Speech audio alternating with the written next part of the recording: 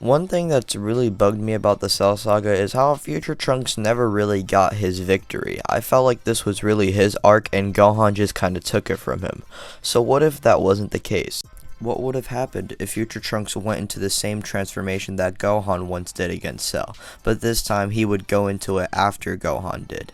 So what would happen? Well, let's find out here and now. Hey, collecting rings like I'm Sonic. Bitches wanna party. Virus getting heavy, so got 'em on a diet, yeah. Flex like I'm Hogan. Yo, bitch coming over. Yeah, we respect. We start our story off right after Goku has just sacrificed himself against Cell and everyone is mourning and sad, until all of a sudden a beam would strike Gohan's chest and Gohan would immediately fall to the ground coughing up blood. At that point it would then be revealed that Cell not only came back, but also got even stronger. At that point everyone is shooken up by this, especially Trunks, because he couldn't save Gohan yet again. One time was in the future and now it's in the present. Trunks would then scream in a rage and his muscles would then grow. However, it wouldn't grow to the size of Ultra Super Saiyan. Rather, it would grow to the size of Super Saiyan Grade 5, aka Super Saiyan 2. At that point, electricity would start flowing around his aura and he would immediately charge at Cell with his full power. Now, we need to do a little bit of power scaling. We know that Super Saiyan 2 is stronger than Ultra Super Saiyan, and we do know that Ultra Trunks was actually stronger than Perfect Cell, stated by Piccolo and Cell himself. The only reason why Trunks couldn't even beat Cell is because of his raw speed. I do believe this would be enough to defeat Cell, especially when we take into consideration the rage Trunks is going under, the fact that he couldn't save Gohan yet again, and we do know how strong rage boosts can do to a half Saiyan. As we've seen through Gohan, they just get exponentially more powerful, and with this rage that Trunks is going under, plus the Super Saiyan 2 transformation, I do believe it will be enough to defeat Cell here. So he'll basically kind of have like a Vegeta rage moment where he'll blast rapid fire ki blast at Cell, and eventually he would finish it off with one final Masenko, and this would actually turn Cell into dust. And this time there's no piece of Cell coming back this time. No, he is completely gone. With this, the victory goes to the Z Fighters and Trunks immediately collapses to the floor, and Vegeta is shocked to witness Trunks' newfound power that he discovered. Because not only did Goku surpass him, not only Goku's son surpassed him, but even his own son, his own blood surpassed him. Vegeta just doesn't even know what to think anymore, and he would then say to himself that he's done fighting.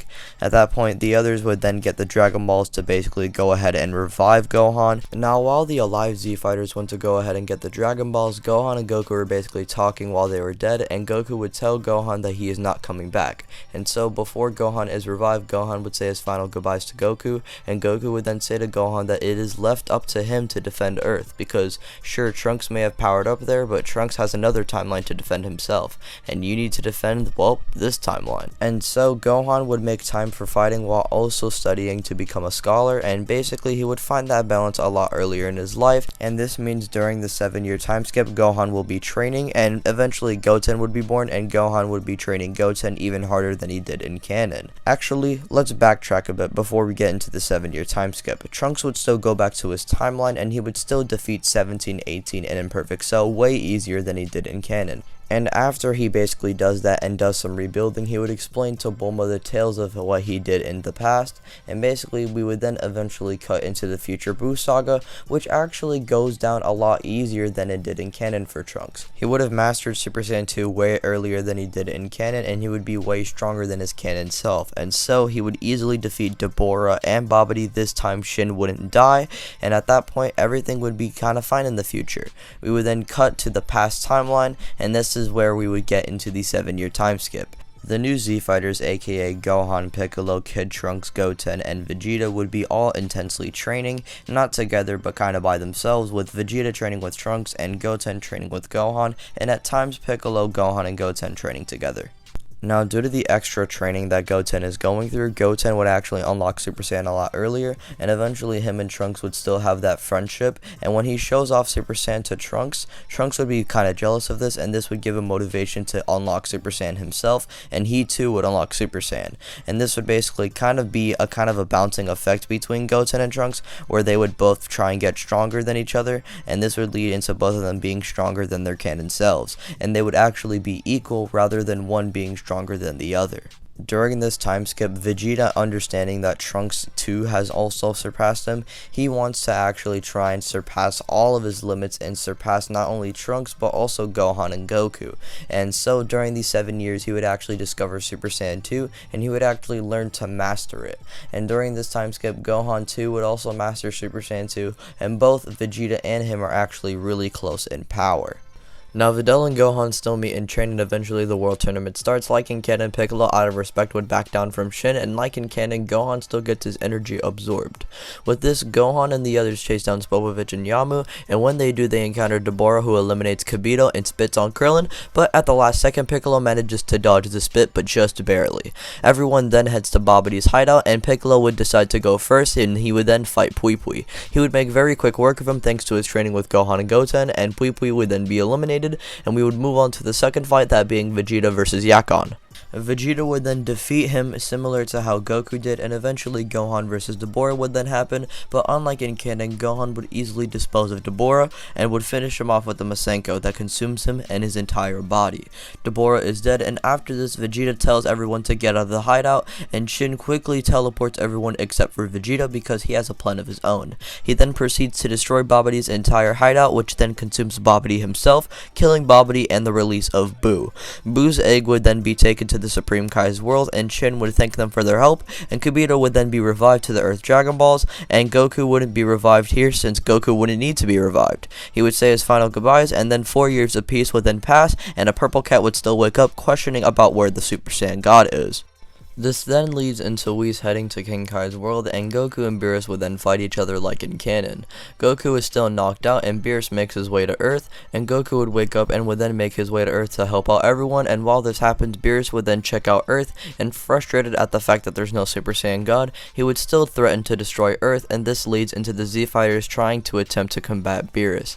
Piccolo, Android 18, Krillin, and the others would fall, and eventually this would lead into Gohan and Vegeta trying their best to actually fight him individually. However, Beerus would make quick work of them, and this leads into Gohan and Vegeta being the only ones that can stand up, and this would lead into them putting their differences aside and actually working together here.